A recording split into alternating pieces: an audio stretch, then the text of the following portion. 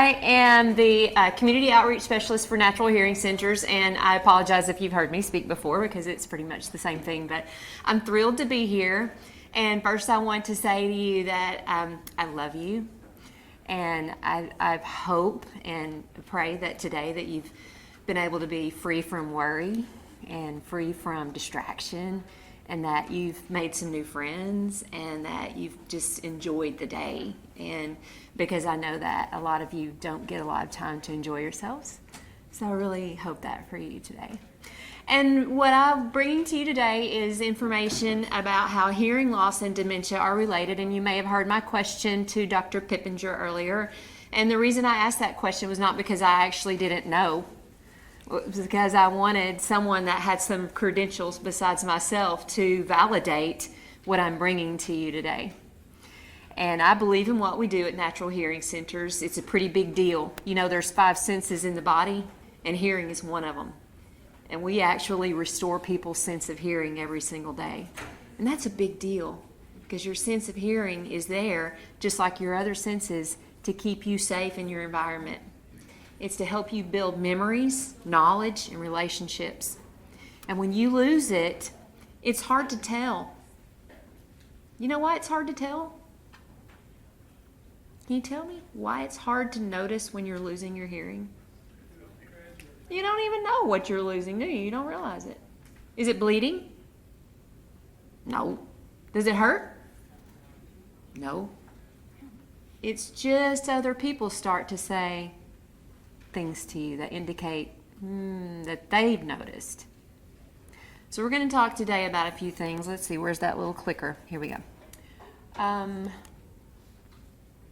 So first off, Natural Hearing Centers is a team of hearing instrument specialists. We do have audiologists on staff now. That's changed in the last 6 months, so that is something to be proud of for us.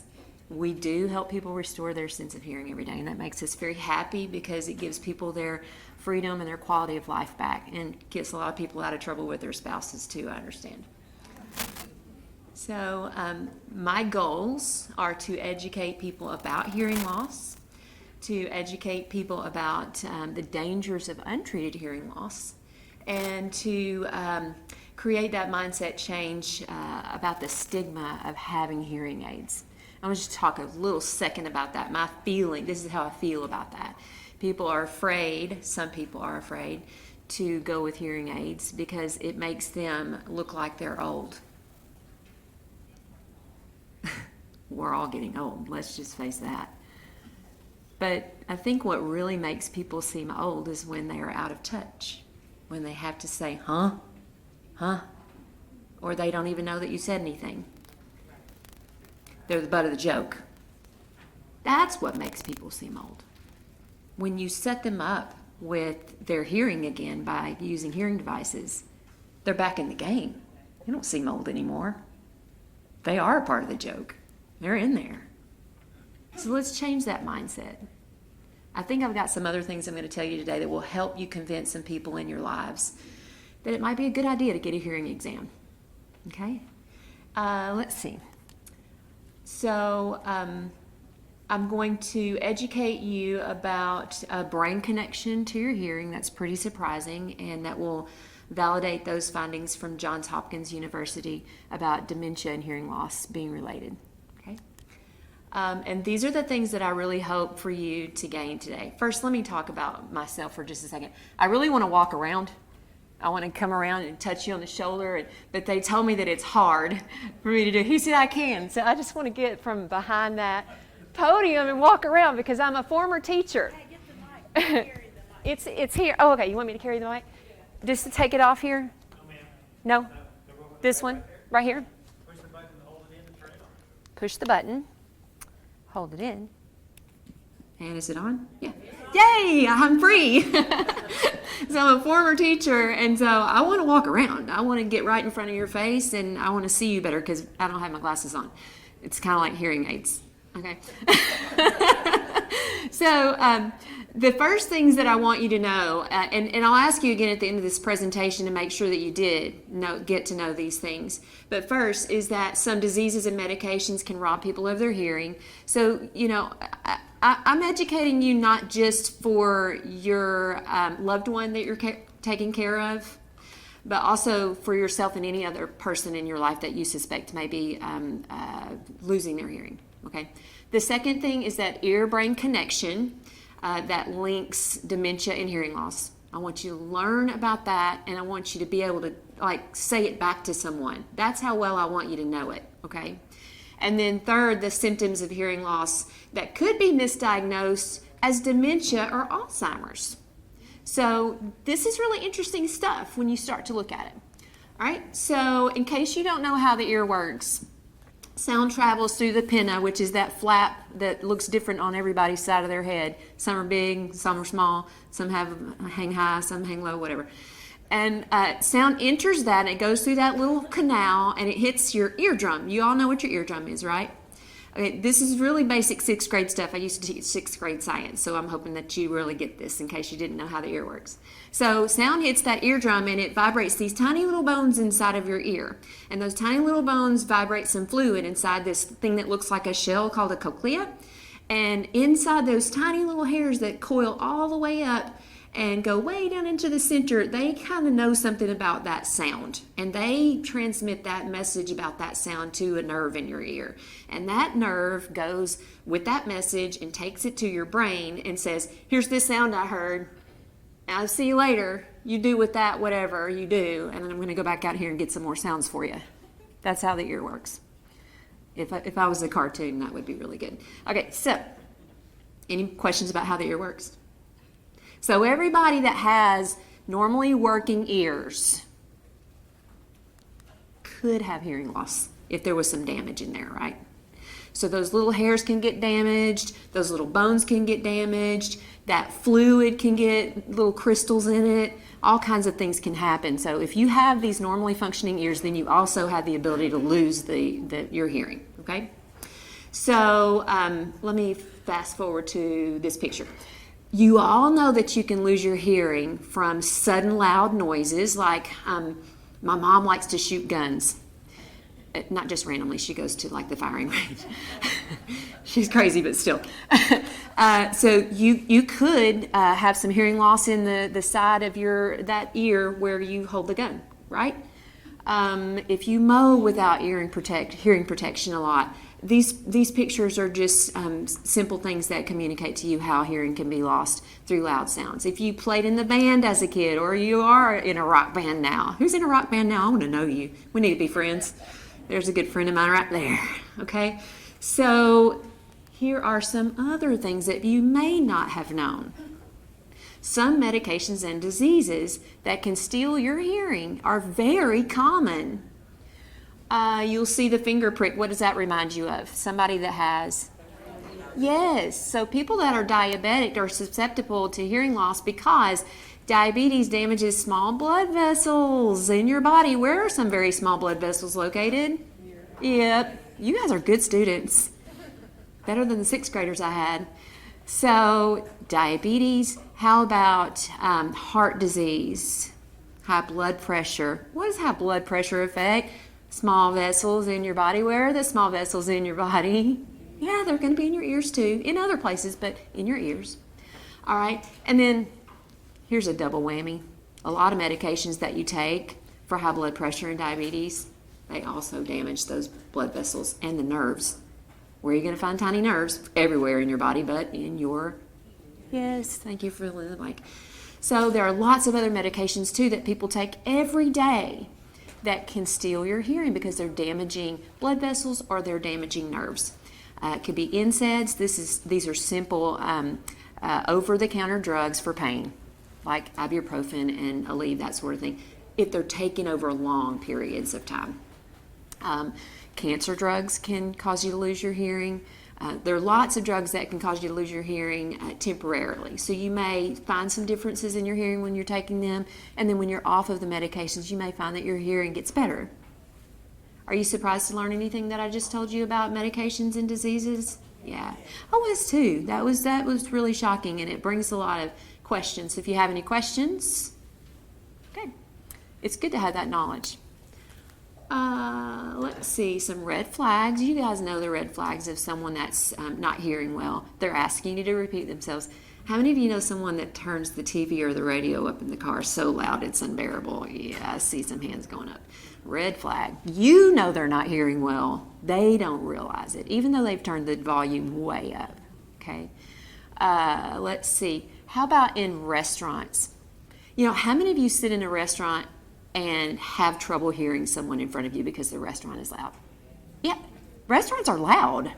So imagine if you have hearing loss and you have no hearing aids and you're in a restaurant. Super hard to hear. Okay. So that could be more difficult to recognize, I think, because it's so common for even people that don't have hearing loss. Okay, so now here's some sneakier symptoms of hearing loss that you might be able to identify in people you care for that might help make a difference in their life if you knew it was hearing loss and not their sneaky disease, that being Alzheimer's or dementia. Okay, so let's look at some of these. Misunderstanding. So if you give someone a directive and they do something different, you could have two thoughts. She did something I told her not to. Or, wonder if she actually heard me. Right? So you might ask them to repeat the instructions, and then you know what they heard, because they may tell you what you said, or they may tell you something different, and you'll say, that is not what I said. Then you start to think, okay, is this dementia, Alzheimer's, or hearing loss? Each one of these looks like that. Seems unresponsive or uncooperative. Do you see this in any of the people that you care for? Somewhat unresponsive, maybe uncooperative, maybe combative. All right? So could they see your face when you ask them to do something, ask them a question? If they had their back turned to you when you spoke to them and they didn't respond accordingly and should have, maybe try again looking at them instead of jumping to a conclusion about what you believe is wrong. Take a step further. Okay? Are they frustrated, confused, or angry? Do you ever see these symptoms in any of the patients that you care for? Frustrated, confused, angry. You know, that's a common symptom of someone with hearing loss, especially severe hearing loss. Because they are in trouble a lot with whoever they speak to. That person is accusing them of not listening. And then when they really can't hear and they do something wrong, then they're frustrated, right? The strain of trying to comprehend is also a real deal. Have you ever been in a place, well, this situation we're in right now may be the place that's really loud and you've had a hard time all day just concentrating on what people in front of you are saying. And by the end of the day, you just have a raging headache and you're just exhausted from trying to hear and listen. Has that ever happened to anybody in here? You feel that sometimes? Yeah, I see some head shaking. So even without hearing loss, you kind of understand how that frustration can kick in. Some confusion. I wouldn't say necessarily angry with not having hearing loss, but somebody that has hearing loss is going to possibly seem angry. I'll tell you a story in a minute about my mom that will help you understand that. Increased fall risk, 3 times more likely with every 25 decibels lost. Well, let's think about that. I'll give you a simple fact here. That some of the most common sounds for us to lose our ability to hear are high-pitched noises like women's voices and children's voices, birds, and the click-clack of a pet's toenails on the tile floor. That's pretty specific. But that helps me illustrate to you how people can be a fall risk. That pet walks up behind someone who's not hearing that pitch, that sound, and they have no idea that animal is back there. They turn, and what happens? Yep.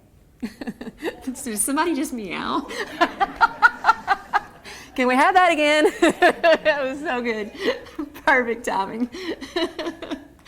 All right, so again, these are sneaky symptoms of hearing loss. Isolation. Just read it yourself.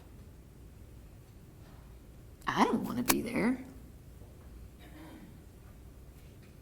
I'm going to avoid places where it's frustrating, where I can't hear, where I'm constantly having to ask people to repeat themselves, where I might be the butt of the joke. And then depression and loneliness just follow suit. Because when you're isolating, you're not with the people that you love, you're not in the places that you love, you're just not enjoying life. Your quality of life is pretty much taken a tumble downhill. These are some symptoms of hearing loss. What do they look like to you as caregivers of Alzheimer's and dementia patients? Symptoms of Alzheimer's and dementia? Probably. I'm going to tell you about my mom in just a second, but before that, I want you to see this comparison of dementia symptoms and hearing loss symptoms. I'm not going to read them out loud to you. They're the same things that I just talked through. I'm just going to let you just look at that for just a moment. Wave at me if that surprises you. Wave at me if it makes sense. Yeah, it makes sense when you think about it.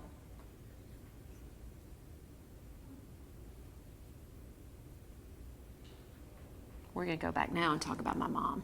That's my mom. That's me and my mom.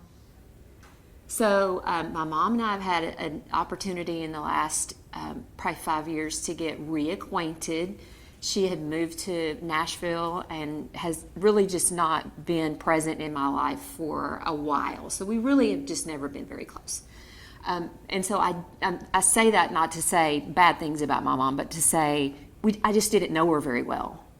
And so she moved from Nashville to the Village. I live here in Hot Springs.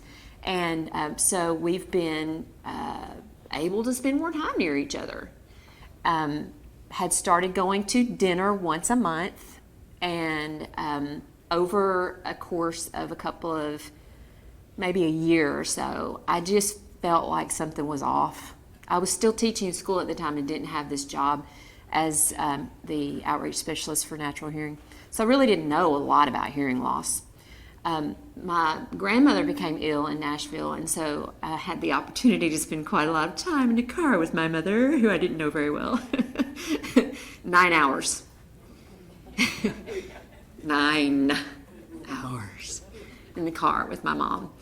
And I noticed some things. I was still teaching at this time, so I still didn't really actually have a lot of the knowledge that I have right now about hearing loss. But she had, at some point, a hearing device in her left ear, which had been damaged in a shooting incident. She didn't shoot somebody. She went to the shooting range. Okay. And so she pulls this thing out of her ear, and she chunks it across the car. And I was like, what is that? And she said, well, it's this hearing aid that I bought online, and it just doesn't, blah, blah, blah. And I thought, oh, okay, all right. So we went to see my grandmother in Nashville, and while we're there, my mother does not want to go to the restaurant with my family. She just wants to be in the hotel room. She doesn't want to go to visit in the hospital. She just doesn't want to be involved in any situations where everyone's gathering. I'm still struggling with this. I'm not sure why. We drive back home. A few months later, 6 months later or so, my grandmother passed away. So guess what we got to do? Yep. But by this time, I had my job at Natural Hearing, and I'd started to really learn about hearing loss. And so some things happened. One, we went to eat with our family a lot, because that's what you do. We have a really big family, and it's hard to hear when you have a really big family. Who's got a really big family in here? Yeah, hard to hear. Everybody yells. Everybody wants to talk at the same time. So we not only have a big family to seat at lunch, it's a very crowded restaurant at lunch, very loud restaurant at lunch. It's hard for me to hear, and I don't have hearing loss. We're sitting there, and I'm just going to act like you're my mom and I'm the waitress. And she's looking at my mom, and she's talking like waitresses do. I'll say like John did, as you do. So, I can't believe he said that so many times, as you do. And so my mom looks at her with this angry look on her face. There's that anger coming in. And she looked at me, and I was like, whoa, she gives a really dirty look when she's angry. She took her elbow and shoved it right in my ribs. I hadn't done a thing. And I squealed out loud, what is wrong? And she yelled, I can't hear. She was mad. She was pissed. And I didn't do anything, and the waitress didn't do anything, but I realized right then she couldn't hear, and it was really taking effect on her quality of life. And she doesn't have dementia, and she doesn't have Alzheimer's. But what I know about that is that you're 3 to 5 times more likely to develop dementia, mental decline, with untreated hearing loss. All right? So we get in the car to drive the 9 hours back home. I didn't talk about the ribbing incident. I didn't give her a hard time about that. But what I did say was, I think you need to go see Dan in the village. We have a store in the village.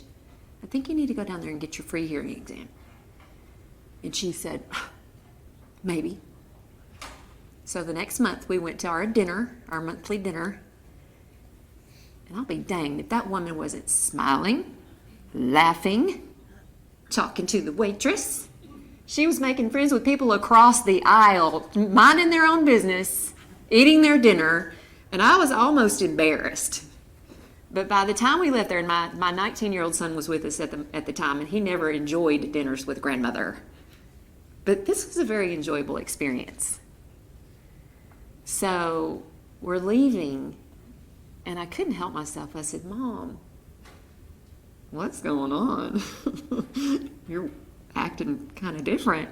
What's up? And she said, well, I got my new hearing aids on. Dan fit me with my new hearing aids.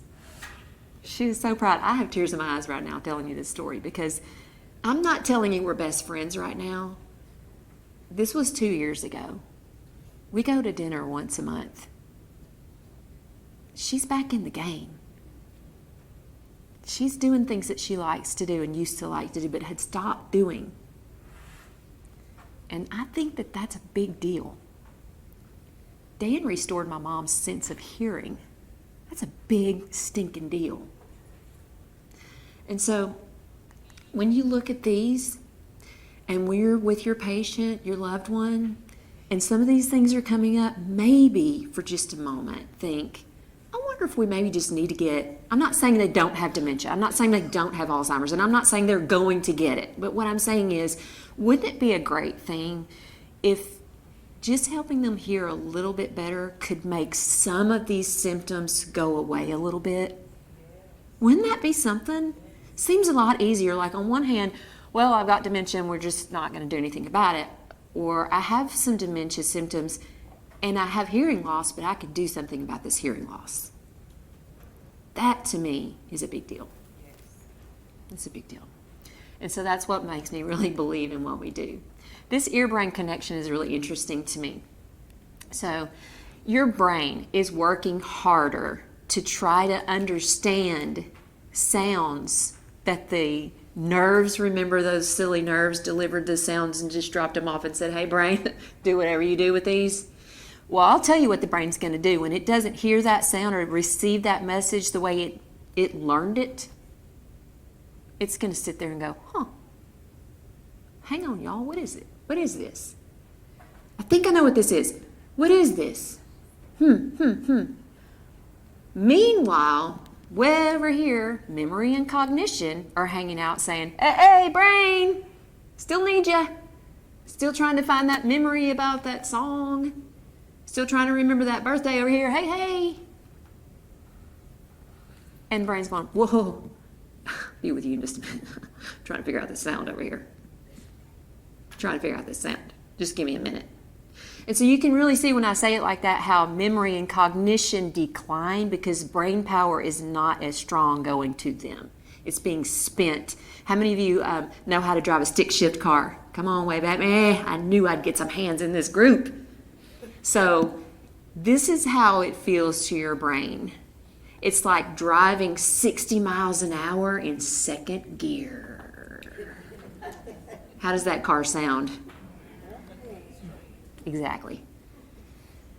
That's what's happening inside your brain. All right, so it's robbing brain function from other processes. Johns Hopkins University has done this study, and all you have to do is just plug it into your phone or your computer, your iPad, whatever, and you can read it for yourself. It's in plain terms. Is that you're 3 to 5 times more likely to develop dementia or Alzheimer's. I'm not saying you will, but you're more likely to develop those with untreated hearing loss.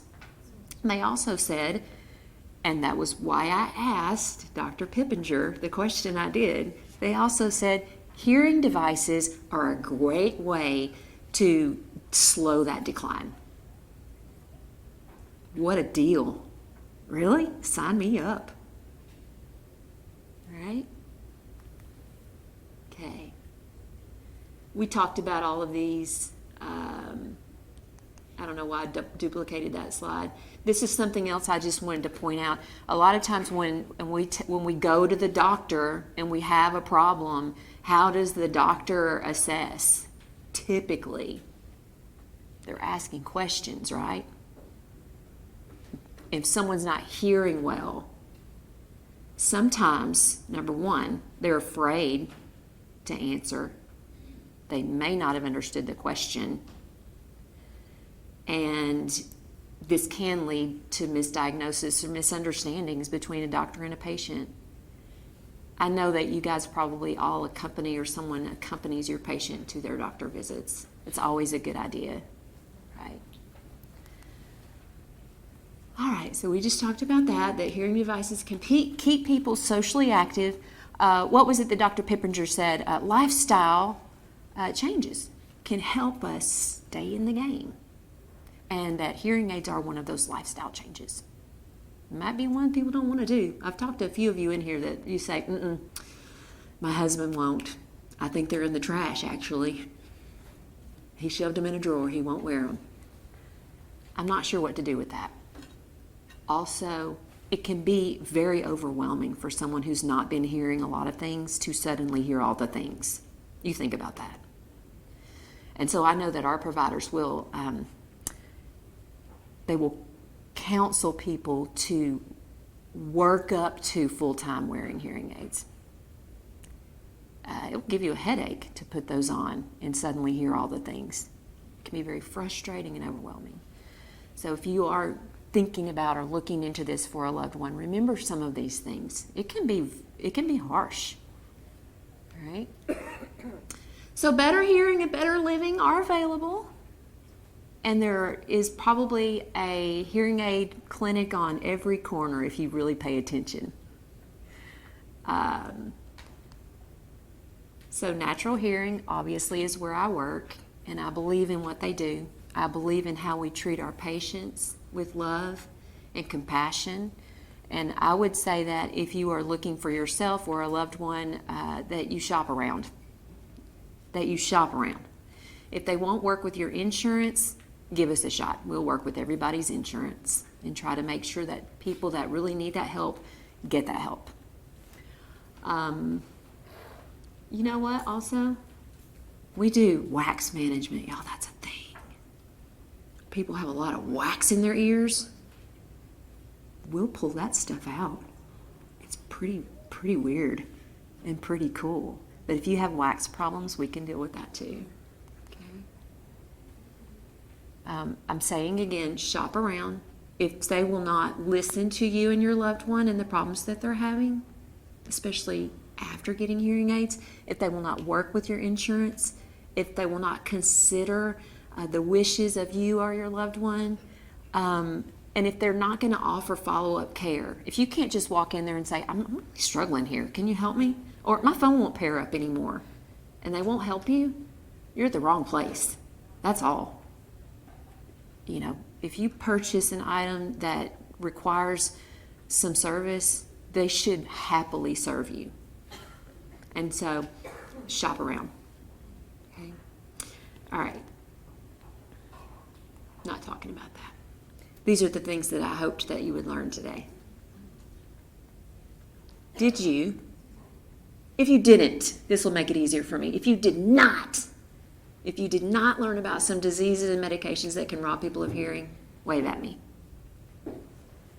Did my job on number 1. Boom. Okay. If you did not learn how to tell someone about that ear-brain connection, that link between dementia and hearing loss, if you couldn't just tell someone that back in 6th grade terms, wave at me, because we can talk about it again. Oh, good. Shoot, I'm doing good. Look at that. Number 3, if you did not learn about some of the symptoms that could be confused with dementia and Alzheimer's or hearing loss, if you did not, wave at me. Winning. I just won the day. And so did you, because you obviously learned some things. And I really appreciate you.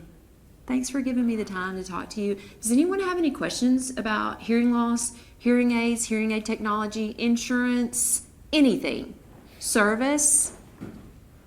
Anybody in here willing to wave at me and say that you're one of our patients? I got a patient back here with a hand way up in the air. Do you love us? Thank you. We love you too.